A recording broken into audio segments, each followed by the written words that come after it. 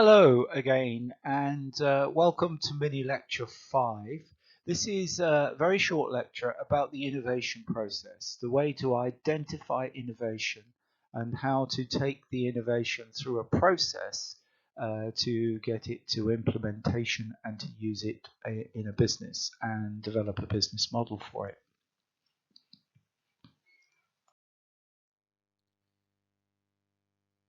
So managing innovation in organizations is often a challenge. There are many different ways. We've heard of research and development laboratories.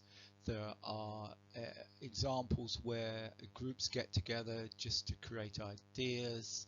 So there are a whole range of different approaches to innovating in organizations. So there's systems models, there's parallel models.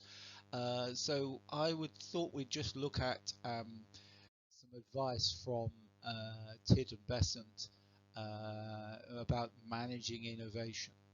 And this is the one around a linear structure. So it has a series of 4 stages where we search how can we find the opportunities for innovation, what are we going to do, how are we going to implement it, and how are we going to get some benefits from this innovation. So this isn't a bad process to think through when thinking through your group company's innovation. Innovating as a process, then we start with search.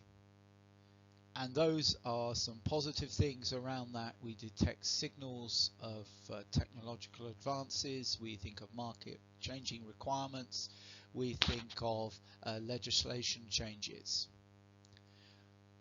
The downside is that creates so many ideas. We get so many ideas, so the search needs to be focused, to be resource efficient. So an organization needs to think about how do we get the resources working on a particular area.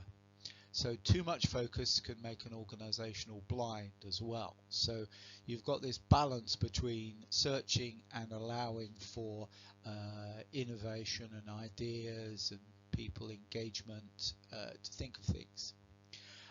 There's the famous example about the scientist 3M who was making glue, and he wasn't very good at making glue, but he essentially was given some freedom, and he innovated by sticking this particular glue on bits of paper, and the post-it note was born.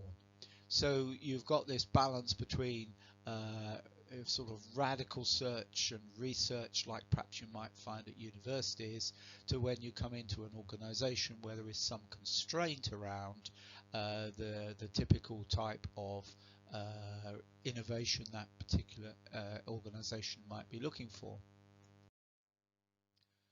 So there is this process. The second step is selecting what is required, what risk and resources, key questions about the selection process. What could we do with the innovation? Can we build knowledge about it? What are our competencies? Thinking about strategy and the strategy position of an organization.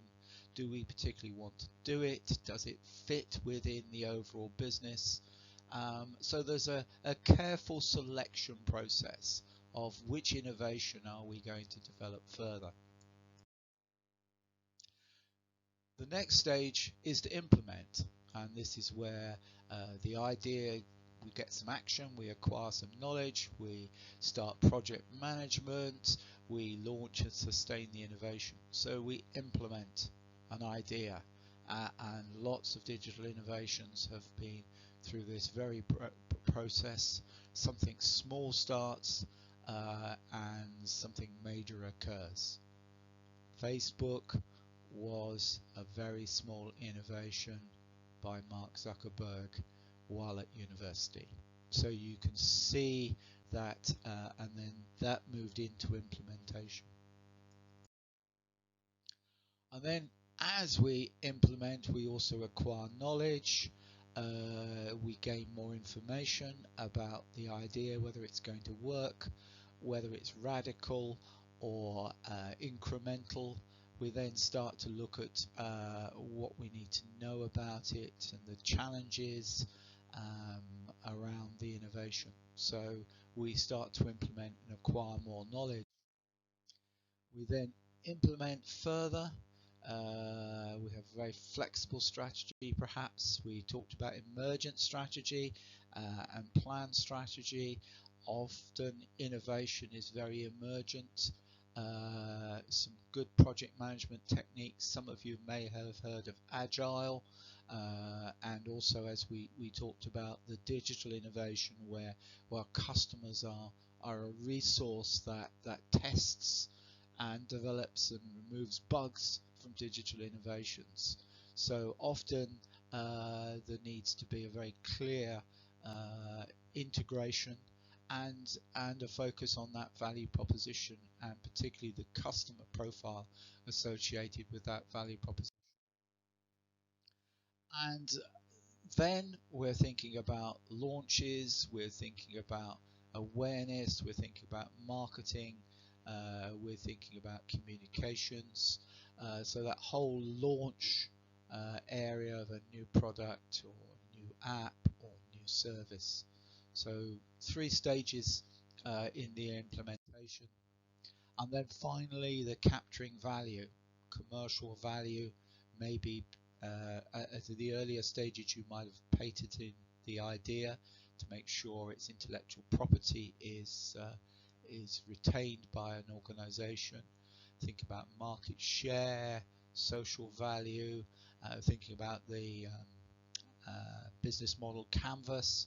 So implementation would sort of work through a business model canvas, but then capturing value, we'd start to think about how and who we engage with as suppliers, how do we manage the cost structure, how do we innovate for sustainability now to keep that product or service in the marketplace, and to keep it an innovative product. So that's a quick summary of the innovation process and how to commercialize and build business models from innovations. This is something that digital businesses would be doing continuously as technology emerges. So I hope you enjoyed that mini lecture, and thank you for listening.